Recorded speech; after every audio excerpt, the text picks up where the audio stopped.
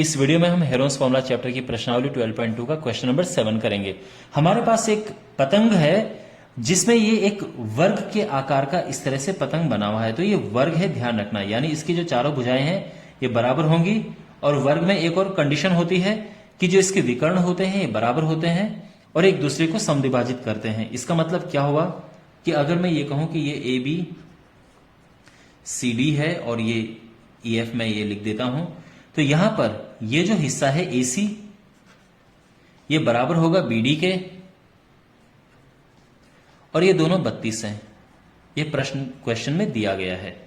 इसके अलावा ये जो है ये 8 सेंटीमीटर है, ये 6 सेंटीमीटर है और ये भी 6 सेंटीमीटर है।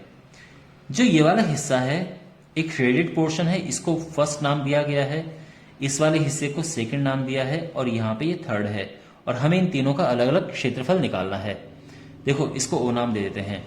यहां पर जो ए ओ है ये इस विकर्ण का आधा होगा, क्योंकि जो एक वर्ग होता है इसके विकर्ण एक दूसरे को समद्विभाजित करते हैं। तो जितना ये है उतना ये है और उतना ही ये है उतना ही ये है। तो ए ओ बराबर बी ओ बराबर सी ओ बराबर डी ओ बराबर 32/2 यानी 16 सेंटीमीटर। तो सबसे पहले पहले भाग की अगर हम बात करेंगे तो उसका एरिया निकालना बड़ा आसान है पहले वाले भाग का। क्यों? क्योंकि हमारे पास देखो ये परपेंडिकुलर है, बेस और हाइट दोनों है। तो यहां पे हो जाएगा हाफ इंटू बेस जो कि ए सी है और हाइट जो कि बी ओ है। समझ गया ना यहां तक आप? तो ये हो जाएगा ए सी यानी यहां से यहां तक जो कि 32 है, ए सी 32 है और ये जो हाइट है ये है 16।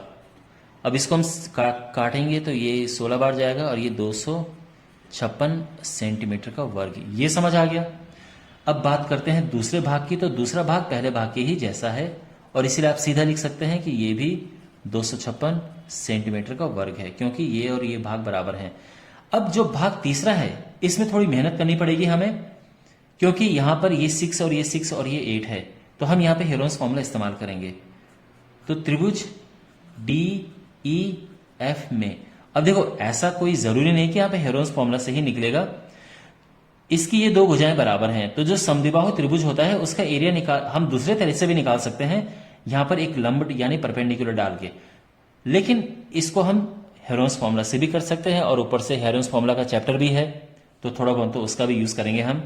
तो यहां पर डीई एफ में देखो एक भुजा है 6 सेंटीमीटर, दूसरी भुजा भी 6 सेंटीमीटर है और तीसरी भुजा 8 सेंटीमीटर है। तो अगर हम इसका एरिया निकालेंगे तो इसके लिए पहले एस निकालना पड़ेगा, ए प्लस बी प्लस सी अपॉन 2, 6 प्लस 6 प्लस 8 अपॉन 2 यानी 20/2, 6 दूनी 12 8 20, 10 सेंटीमीटर। अब ये सब निकल गया है, तो अब हम एरिया निकालेंगे ये तीसरे वाले हिस्से का। ऑफ कोर्स हेरोन्स फॉर्मूला का इस्तेमाल करेंगे, s minus a, s minus B, S minus c. यहां पर सारी वैल्यूज रखते हैं। एस आप जानते हैं 10 दिया है क्वेश्चन में, 10 minus A, 10 minus B, S minus B into S minus C.